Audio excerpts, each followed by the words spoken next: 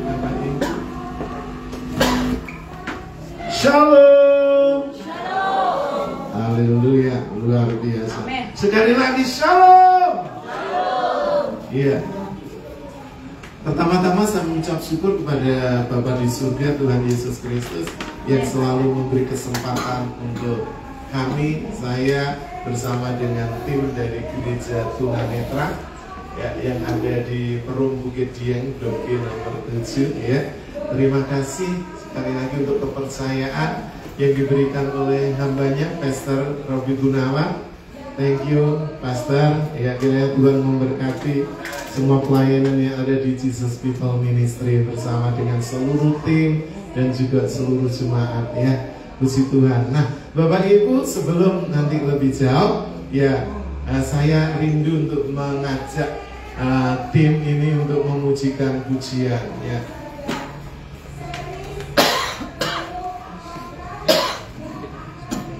Ya, monggo semua. Ya. Saya melayani dari Gereja Tunanetra. Gereja ini kalau di Indonesia ya baru mungkin ada 2 atau 3 ya, baik di Jakarta dan juga yang ada di Malang. Kalau di Malang saya yang mengembalakan, perkenalkan nama saya Pastor Yafet Suyono ya. Saya punya anak 2 yang kecil tadi yang mendampingi saya semester akhir di Universitas Negeri Surakarta ya. Inilah kami Bapak Ibu Saudara ya, adalah orang-orang yang secara fisik mungkin terbatas ya, tapi kita percaya bahwa Roh Allah tidak terbatas, mengutus, memakai dan menjadikan kami berkat-Nya. Oke, betul ya. Oke, Bapak Ibu Saudara yang dikasihi oleh Tuhan Yesus, kami mau menaikkan satu pujian tebarkan jala, bahwa kita diutus untuk menjangkau jiwa-jiwa bagi kerajaannya. Monggo yang main kita ini namanya Mas Singgih ya. Ini saya yang mengkatekisasi, membaptiskan, melamarkan dan juga waktu nikahnya menyerahkan, dan sekarang dia lagi mau mengambil ya kuliah di UN ya, di jurusan PLB ya, bersama istrinya Mbak Ida ya.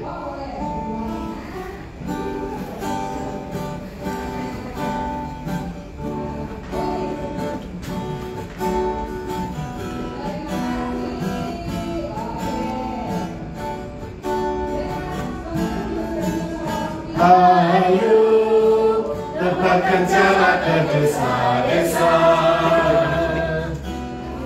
ayo tepatkan jalan ke kota-kota, ayo beritakan Injil ke seluruh dunia, tangkap jiwa-jiwa, pekerjaan mulia. Ayo dapatkan jalan ke desa-desa, ayo dapatkan jalan ke kota-kota, ayo beritakan Injil ke seluruh dunia, tangkap jiwa-jiwa, pekerjaan mulia. Pandanglah di sekelilingmu, hanya tuanya yang siap ditulang. Siapkanlah lung-lung-lungmu, mari bersuka tuai bersama.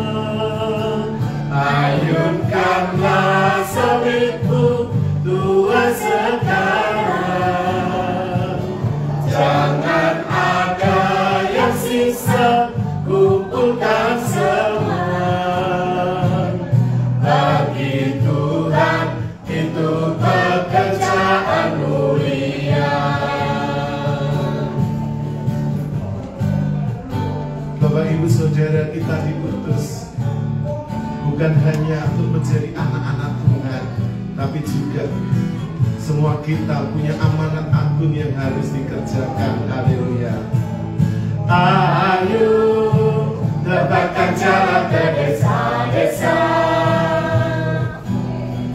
Ayo tebarkan jalan ke kota-kota. Ayo beritakan Injil ke seluruh dunia. Tangkap jiwa-jiwa, pekerjaan mulia. Pandanglah di sekelilingmu, banyak tuayan yang siap dituai. Siapkanlah lumbung-lumbungmu, mari bersuka tuai bersama. Ayunkanlah sawitmu, tuai sekarang. Jangan ada yang sisa, kumpulkan semua. Bagi Tuhan itu pekerjaan mulia. Pandanglah di sekelilingmu, banyak tuayan yang siap dituai. Siapkanlah lumbung-lumbungmu, mari bersuka tuai bersama. Ayunkanlah sawitmu, tuai sekarang.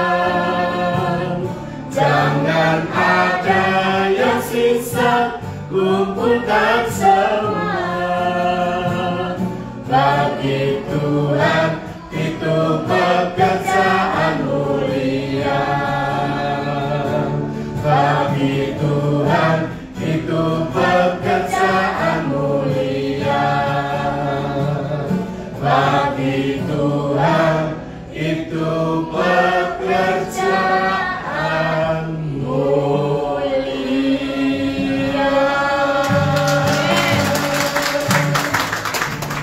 Terima kasih. Ya, oke, dipersilakan kembali teman-teman. Ya, Bapak Ibu Saudara yang dikasihi oleh Tuhan Yesus Kristus, Gereja Tunanetra ini berdiri di Kota Malang sudah 10 tahun.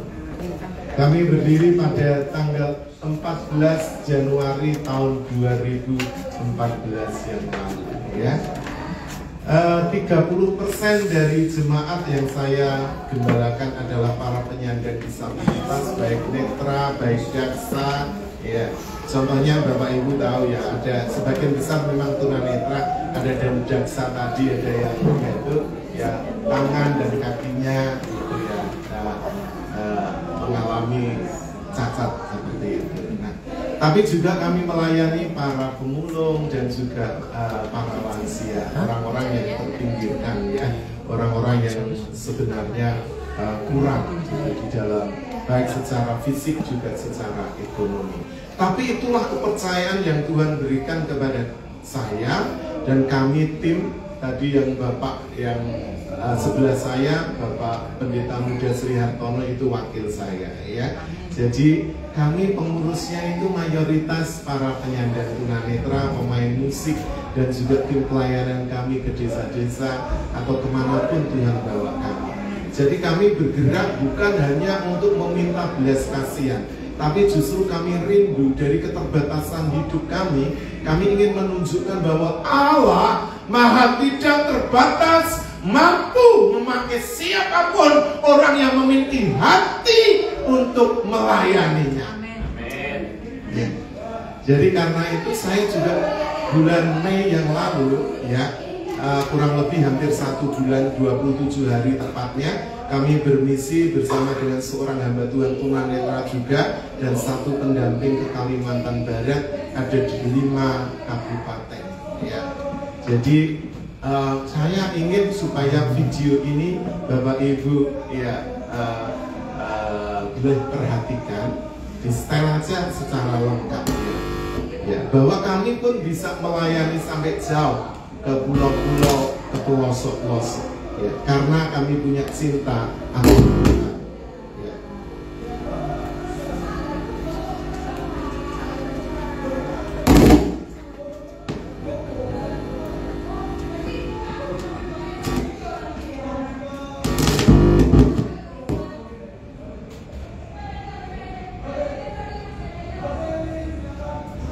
Ya Bapak Ibu, ini adalah perjalanan misi kami yang ada di 5 kabupaten, baik kabupaten dan kota ya, di Pontianak, di Kabupaten Sambas, di Kabupaten Bengkayang, di Kabupaten Sekadau, dan juga di Kabupaten Sanggau.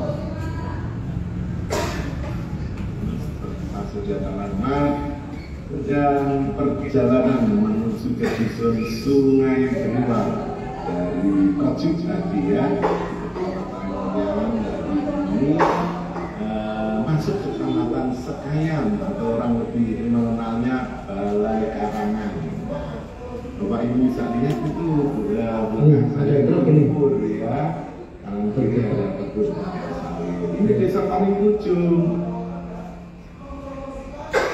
Kalau mau ke kampung Malaysia yang dekat 10-15 menit ya. Nah, Bapak Ibu tetap semangat, kami juga semangat terus ya untuk melayani Tuhan, untuk bermisi. Jadi Bapak Ibu jangan pernah lelah untuk bekerja di ladang Tuhan ya. Salam kasih, salam misi dari dusun Sungai Beruang, desa Sungai Tekam, Kecamatan Sekayam, Kabupaten Sanggau. Tuhan Yesus memberkati. Shalom.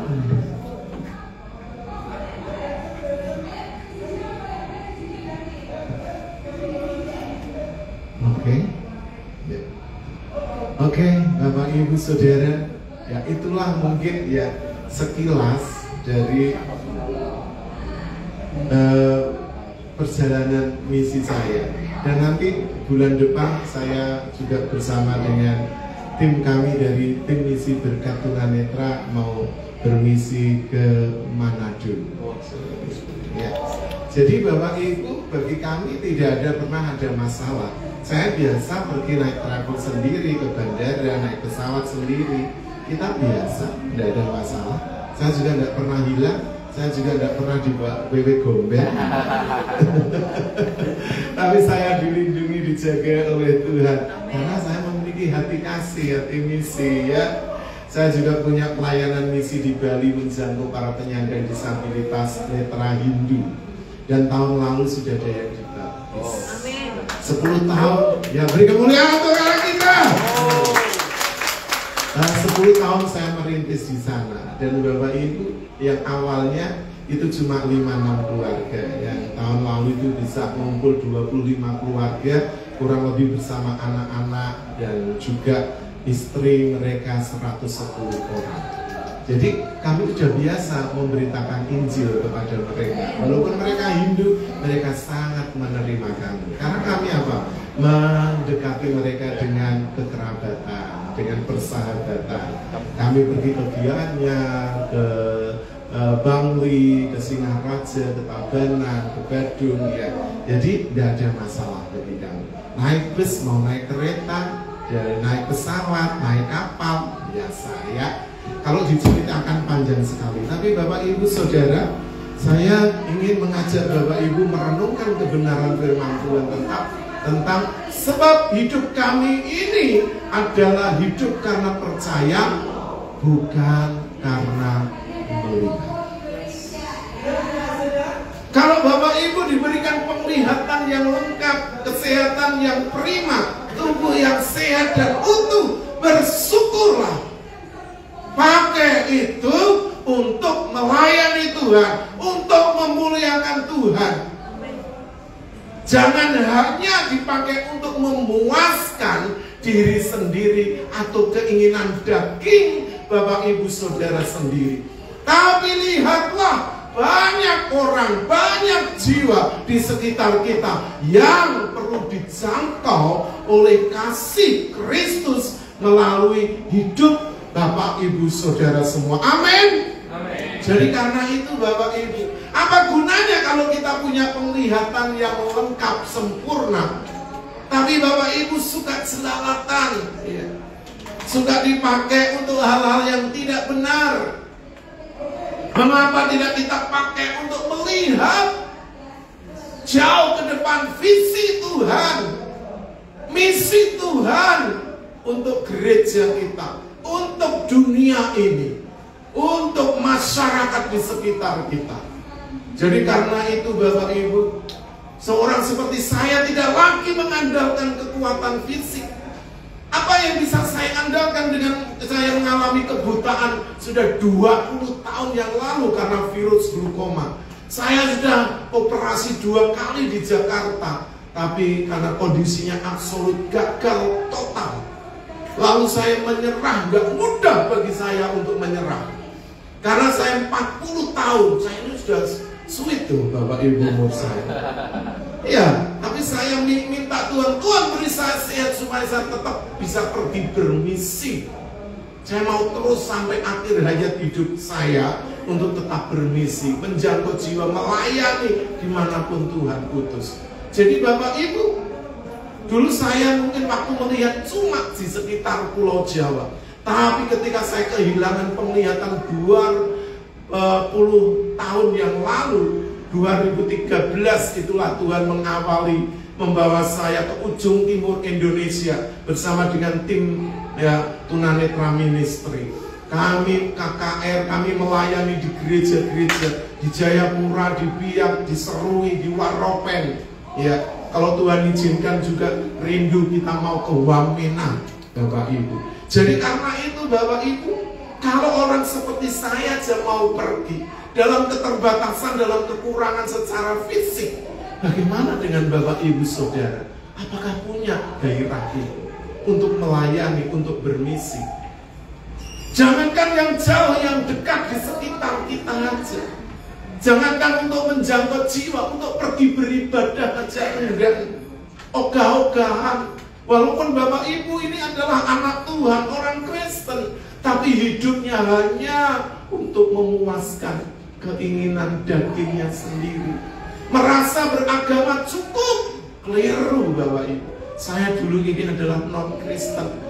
Satu-satunya di keluarga besar saya, belum ada yang mereka yang mau percaya Yesus seperti saya. Saya satu-satunya. Ketika saya kehilangan penglihatan, mereka mengatakan saya kena kutuk, saya murtad. Jadi ajak kembali tadi katakan tidak. Walaupun saya melihat atau tidak melihat, bagi saya Yesus tetap Tuhan, Yesus tetap berkuasa. Amin. Beri kemuliaan untuk Allah kita.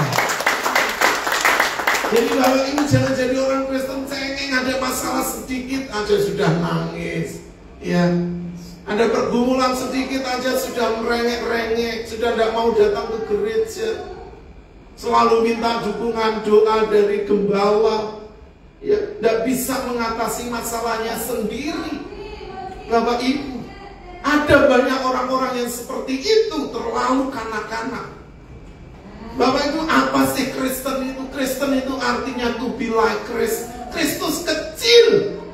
Jadi Bapak Ibu, di dalam diri Bapak Ibu itu ada wajah Kristus yang itu perlu dinyatakan, baik di dalam pikiran, perkataan, dan perbuatan kita, sehingga orang itu melihat Kristus ada di dalam kita, ada di dalam hidup kita, ada di dalam wajah kita. Mungkin kita bukan orang yang ganteng, cantik, kaya, bergelimang harta, tapi kalau ada Kristus di dalam hidup kita, kita itu pemilik surga. Kita akan memerintah bersama dengan Tuhan Yesus selama-lamanya. Amin. Amin. Jadi karena itu Bapak Ibu jangan kecilkan diri Bapak Ibu. Kalau ada masalah persoalan terus lari, mestinya Bapak Ibu harus lari kepada kepada Tuhan, bukan kepada paranormal, bukan ke gunung kami, bukan ke dukun, bukan ke orang pintar, tapi carilah Tuhan. Oleh karena itu Bapak Ibu Saudara yang dikasih oleh Tuhan Yesus, ayo kita pakai hidup kita. Sebab aku hidup ini bukan karena melihat, tapi karena percaya. Percaya itu artinya Bapak itu menyerahkan diri sepenuhnya kepada siapa? Oknum satu-satunya yang kita percaya, yaitu Tuhan Yesus Kristus. Itu arti dari percaya. Kalau dari teks aslinya itu pistiwo. Jadi Bapak Ibu menyerahkan diri sepenuhnya, tanpa syarat, tanpa sisa, tanpa reserve. Seluruh hidup kita serahkan kepada Tuhan. Seperti di dalam ayat dari Mazmur 37 ayat 5. Mari dibacakan yang keras, yang sudah dapat. Mazmur 37 ayat 5.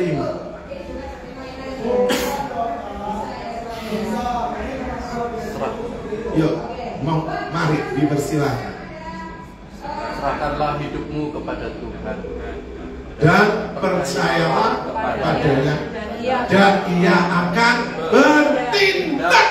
Jadi Tuhan akan bertindak.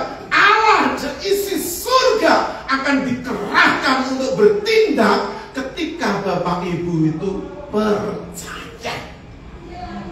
Percaya tanpa ragu, percaya sepenuhnya.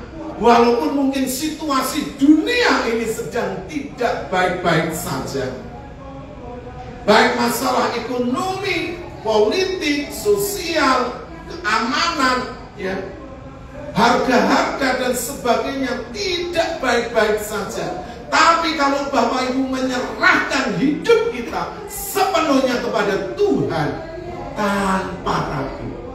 Makanya Tuhan Yesus ngomong di dalam Injil Yohanes pasal 14 ayat 1. Janganlah gelisah hatimu, percayalah kepada Allah dan percayalah juga kepadaku. Mengapa orang gelisah? Karena orang itu melihat dengan matanya, ya, lalu dimasukkan di dalam pikirannya, lalu diolah di dalam hatinya, sehingga hidupnya tidak tenang, terpengaruh dengan situasi kondisi. Firman Tuhan katakan bahwa iman itu adalah dasar dari segala sesuatu yang tidak kita lihat, dan bukti dari segala sesuatu yang kita harapkan. Ibrani 11 ayat 1. Bapak Ibu, jadi kalau Bapak Ibu memiliki iman atau percaya kepada Tuhan, sekalipun tidak melihat apa-apa, kosong, nol, belum terlihat apapun, tapi percayalah seperti, ya, waktu itu, ya, Nabi Elia, ya, ketika dia habis berperang dengan 450 nabi-nabi Baal, ya, di atas gunung Horeb, ya, katakan bahwa turun, nanti akan ada hujan badai. Tapi waktu itu musim kemarau panjang, tidak ada hujannya. Disuruh lihat, tidak ada. Disuruh lihat lagi, tidak ada.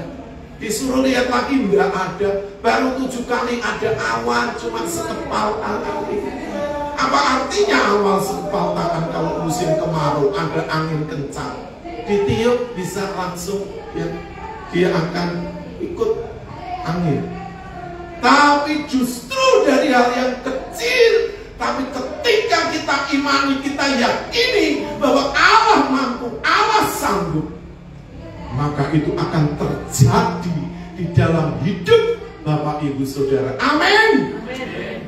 Jadi percaya itu artinya Bapak Ibu tidak hanya sekedar menyerahkan diri pasrah bongkoan, kata orang Jawa, tetapi juga berserah secara total, secara utuh kepada Tuhan. Ya, jadi sebab hidup kami ini bukan karena melihat, tetapi namun karena percaya. Yang kedua, bahwa orang orang yang hidup karena percaya sekalipun tidak melihat, hidupnya itu selalu fokus.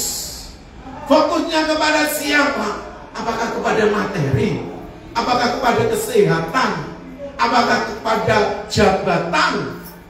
Atau kepada ilmu pengetahuan yang dia miliki? Atau kepada kekuatannya?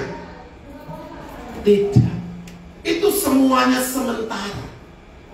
Pasti akan hilang, akan sirna, akan musnah. Tetapi orang yang menyerahkan dirinya, walaupun dia belum melihat sesuatu, namun percaya, hidupnya itu fokus, terarah hanya kepada Tuhan, sumber kehidupan itu. Kalau Bapak Ibu lihat di dunia ini, pasti akan gelisah, pasti akan takut, pasti akan khawatir. Tapi kalau Bapak Ibu hidup karena percaya, bukan karena melihat, mata Bapak Ibu itu akan terarah kepada siapa? Kepada Yesus Kristus, Sang Juru Selamat kita satu-satunya. Dialah sumber segalanya. Seperti apa yang dikatakan oleh penulis Mazmur di dalam Mazmur pasal 16 ayat 8. Mari yang ketemu dibacakan. Mazmur 16 ayat 8. Dipersilakan.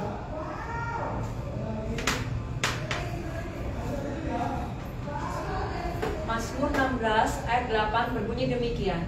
Aku senantiasa memandang kepada Tuhan, karena Ia berdiri di sebelah kananku, aku tidak goyah. Amin. Firman Tuhan katakan, aku senantiasa. Itu berarti baik mengalami suka, duka, sakit, menderita, bahagia, senang, kekurangan, kelimpahan. Setiap kali dia akan berdiri di hadapan Tuhan. Artinya dia datang, dia berserah, dia bersujud, dia menyembah. Dan aku memandang kepada Tuhan. Jadi fokusnya itu kepada Tuhan, bukan kepada masalah, bukan kepada kebutuhan, bukan kepada diri sendiri, pada orang-orang di sekitar kita, situasi kondisi, tapi sepenuhnya mata kita memandang kepada Tuhan. Sebab dia berdiri di sebelah kananku. Kanan ini berbicara tentang kekuatan, tentang kuasa. Bapak Ibu memiliki kuasa ketika Bapak Ibu berdiri bersama di samping Tuhan. Kuasa itu akan mengalir, akan diberikan kepada Bapak Ibu Saudara semuanya. Apakah Tuhan itu pilih-pilih orang? Tidak. Tuhan tidak pernah memandang muka siapapun. Makanya Bapak Ibu, orang seperti saya, ya seperti teman-teman yang ada di gereja tunanetra, kami bisa melayani Tuhan karena Tuhan tidak pernah memandang muka. Manusia suka ya menyepelekan atau menganggap rendah. Bahkan ada satu organisasi yang memandang bahwa kami ini seperti persembahan yang cacat, yang tidak layak. Seperti itu. Itu kan kata manusia. Manusia cenderung apa? Mendiskreditkan, ya, menghakimi.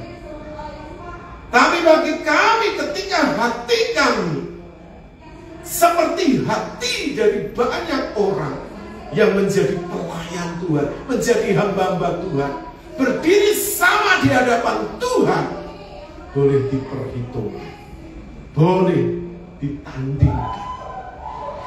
Kami tidak sombong, tetapi kami sudah memberi hidup kami seluruhnya. Karena apa?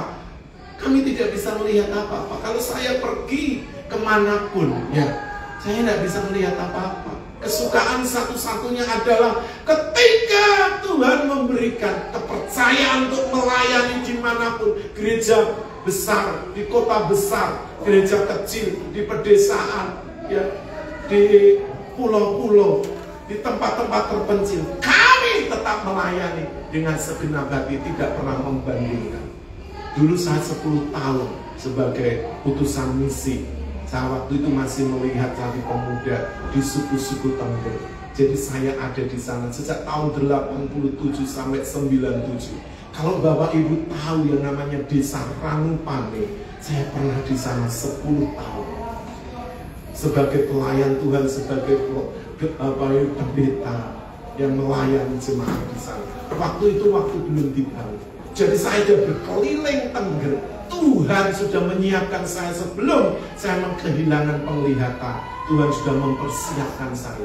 Saya biasa berjalan 6 sampai 8 jam. Kalau tidak ada mobil, naik motor, ojek, turun di bawah. Lalu kita naik. Saya dulu tinggalnya di Nongko Jajar, Kabupaten Pasuruan. Saya naik ojek sampai ke desa yang namanya Kandangan, lalu jalan kaki 6 jam sendirian di padang pasir, padang rumput, di tebing, turun ke jurang. Sudah terbiasa, Tuhan sudah melatih saya. Karena itu bagi saya pelayanan dimanapun saya tetap akan kerjakan. Sedikit atau tidak ada orang, banyak orang atau di tempat terpencil, bagi saya Tuhan itu yang saya layani. Kalau melihat jumpa manusia, kok sedikit ya, kecewa ya. Bapak Ibu. Jadi karena itu Bapak Ibu, hidup saya ini, hidup kami ini bukan karena melihat, tapi karena percaya. Karena itu kami berjalan bersama dengan Tuhan. Sebelum saya tutup Bapak Ibu Saudara, ya, saya rindu kita semua di sini, di gereja ini, Jesus People Ministry, ya, kiranya dapat menjangkau banyak orang. Ini di tempat yang perbelanjaan yang sudah sangat terkenal di Kota Mawang. Di sana ada banyak jiwa-jiwa. Mereka hanya datang hanya untuk bersenang-senang, ya, mungkin berekreasi, ya, memanjakan matanya, belanja yang punya banyak duit. Mengapa tidak kita gumulkan juga ada yang Tuhan, ya, tiba-tiba gitu, ya, dibawa masuk ke sini, lalu mereka rindu untuk bertemu dengan Tuhan, diselamatkan jiwanya. Amin. Amin. Apakah itu mungkin? Sangat mungkin. Karena Tuhan itu punya cara. Seperti yang tadi main gitar bersama istrinya, dulu adalah non-muslim. Mereka dua-duanya tunanetra. Ya. Tidak ada yang nyuruh, katanya minta dilayani Pak Yafet. Oke, saya katekisasi, saya pendeta tunanetra, saya layan. Ya, saya baptis, saya juga melamarkan dia, saya juga waktu menikah suruh ya jadi walinya di sana. Jadi Bapak Ibu, apapun bisa kita kerjakan. Bahkan mereka sekarang istrinya sedang ikut di program teologi, suaminya mau kuliah di umum. Jadi Bapak Ibu, orang-orang seperti kami bukan orang-orang yang terbuang, bukan orang-orang yang tidak bisa apa-apa. Karena itu saya sangat larang orang-orang yang penyandang disabilitas yang berjemaat di kami untuk meminta-minta di jalan bawa bendera. Itu bukan kehendak Tuhan. Tuhan tidak mau, sekalipun kita mungkin secara fisik terbatas, tetapi hati kita tidak terbatas. Maka saya senang dengan statement Ibu Helen Keller, pendiri dari Helen Keller Institute. Seorang yang punya keterbatasan ganda, tapi buku-bukunya bestseller. Dia juga seorang tunanetra, tadinya adalah orang yang disutuli, tapi dipakai Tuhan luar biasa. Bahwa kecacatan itu tidak menjadi masalah ketika seseorang tidak cacat di dalam pikiran, tidak dicacat di dalam moralnya, tidak cacat di dalam hati nurani, tidak cacat di dalam perbuatan. Bagaimana Bapak Ibu yang tidak cacat? Banyak orang yang juga melakukan pelanggaran yang amoral, banyak sekali. Tapi orang seperti kami, apakah semuanya baik-baik, Bapak Pastor Yafet? Enggak juga. Makanya itu Tuhan siapkan gereja inklusi, gereja tunanetra ini, supaya mereka dibentuk, mereka juga dijadikan orang-orang yang bermanfaat, berguna bagi sesama. Jadi karena itu Bapak Ibu, sebelum pandemi itu kami punya 300 anak asuh dan 125 janda-janda.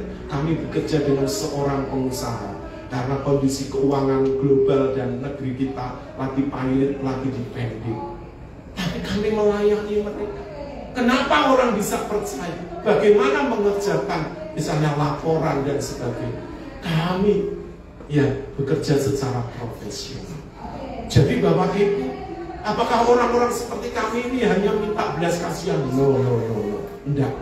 Tapi justru kami rindu menjamah setiap hati untuk berbalik kepada Tuhan, memakai keutuhan fisik, kesehatannya, hartanya, pengetahuannya, ilmunya, kedudukannya untuk melayani Raja segala raja dan menjadi berkat bagi semua orang, termasuk menjangkau orang-orang yang ada di lingkungan Markos ini.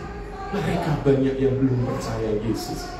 Pasti kalau Tuhan hadirkan gereja di sini, ada misi, ada maksud, ada tujuan Tuhan. Karena itu maju terus Pastor Robi. Ya. Walaupun mungkin tidak selalu bersama, tapi saya akan mengambil bagian di dalam mendoakan supaya gereja ini dipakai bagi kemuliaan Tuhan. Amin. Untuk menutup, kita akan membaca dari 2 Korintus pasal 4 ayat yang ke-18. Iren, minta dibacakan. Ya. Anak saya, mari Iren dibacakan. 2 Korintus 4 ayat 18. 2 Korintus 4 ayat 18. Sebab kami tidak memperhatikan yang kelihatan, melainkan yang tak kelihatan. Karena yang kelihatan adalah sementara, sedangkan yang tak kelihatan adalah kekal. Sebab kami memperhatikan yang tidak kelihatan. Sebab yang kelihatan hanyalah sementara. Tetapi yang tak kelihatan itu kekal. Apa yang kekal? Surga.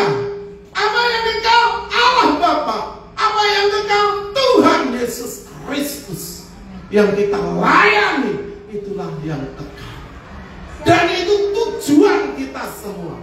Apakah Bapak Ibu Saudara rindu ketika pulang nanti ke surga, tangan Bapak Ibu Saudara penuh dengan jiwa-jiwa?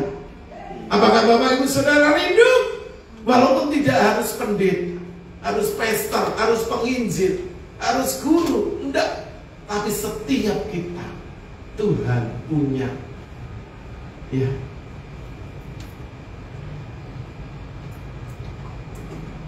sangat Tuhan punya kerinduan kepada Bapak Ibu Saudara untuk menjalankan amanat aku, membawa jiwa-jiwa kepada kerajaan surga. Jadi kalau kita hanya memperhatikan yang kelihatan sementara itu, pasti Bapak Ibu akan sering kecewa. Karena tidak sesuai dengan keinginan hati Bapak Ibu Saudara. Tapi kalau kita memperhatikan surga, tujuan satu-satunya kita semua, Bapak Ibu tidak akan pernah kecewa. Justru Bapak Ibu akan terus disemangati, didorong, dimotivasi. Hidup Bapak Ibu akan saudara akan penuh dengan pengharapan. Karena tujuan dari Bapak Ibu Saudara pasti, yaitu surga mulia, hidup selama-lamanya bersama Sang Maharaja Tuhan Yesus Kristus. Jadi Bapak Ibu, hidup karena percaya dan bukan karena melihat. Artinya menyerahkan seluruhnya tanpa sisa untuk dimiliki satu-satunya Tuhan dan Juru Selamat Yesus Kristus.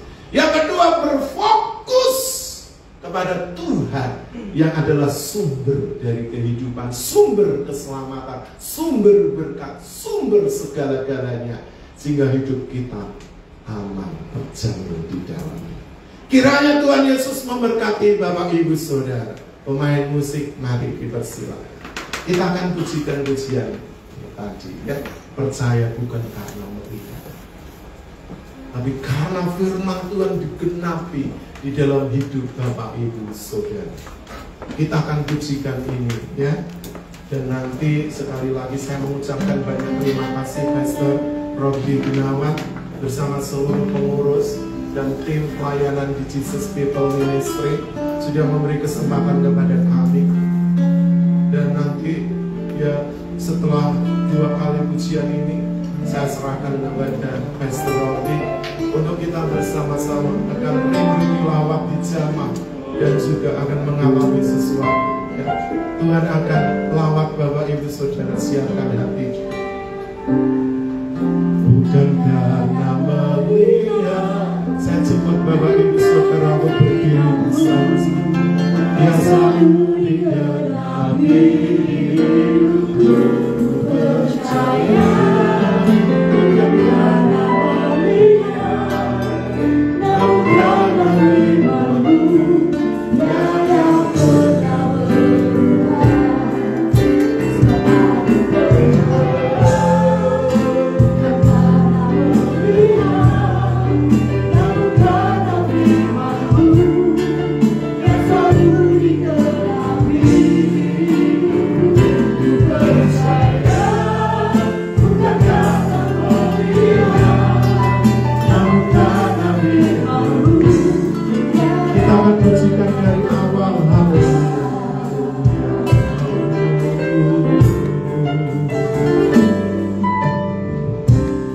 Kekuatan hidupku terdapat di dalam-Mu. Kau teguhkan hatiku, tiada yang mustahil. Marilah kita katakan kekuatan di hidupku, kekuatan di hidupku, ku dapat di dalam-Mu. Kau teguhkan hatiku, tiada yang mustahil. Aku percaya, bukan karena melihat, namun karena firman-Mu yang selalu digenapi hidupku. Ku percaya, bukan karena melihat, namun karena firman-Mu yang pernah berubah. Aku percaya, bukan karena melihat, namun karena firman-Mu yang selalu digenapi hidupku. Percaya.